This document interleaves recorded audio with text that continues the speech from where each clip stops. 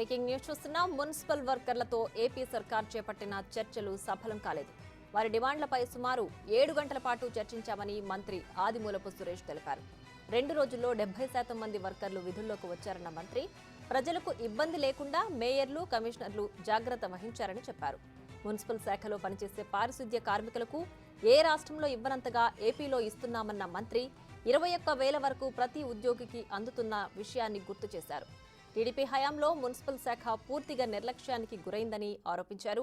దళారీ వ్యవస్థ లేకుండా కాంట్రాక్టు కార్మికులకు నేరుగా జీతాలిస్తున్నామని మంత్రి సురేష్ చెప్పారు. 7 గంటల పాటు జరిగాయి ఈరోజు చర్చలు.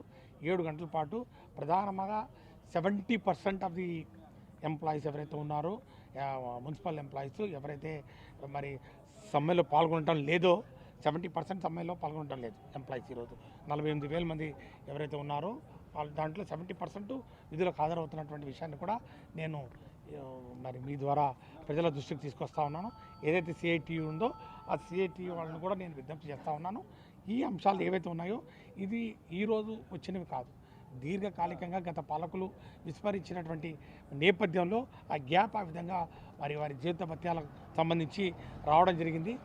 మన ప్రభుత్వం, జగనన్న ప్రభుత్వం వచ్చిన తర్వాత సాధ్యమైనంత వరకు ఆ గ్యాప్ను మరి దాన్ని బ్రిడ్జ్ చేయడానికి, దాన్ని పూడ్చడానికి ప్రయత్నం చేయడం జరిగింది. మరి మళ్ళీ ఒకసారి మళ్ళీ ఏదైనా వాళ్ళకైనా డౌట్ ఉంటే మరి మినిట్స్ ఒకటి ఇచ్చిన తర్వాత మళ్ళీ ఒక్కసారి కూడా మాట్లాడడానికి నేను సిద్ధంగా ఉన్నాను.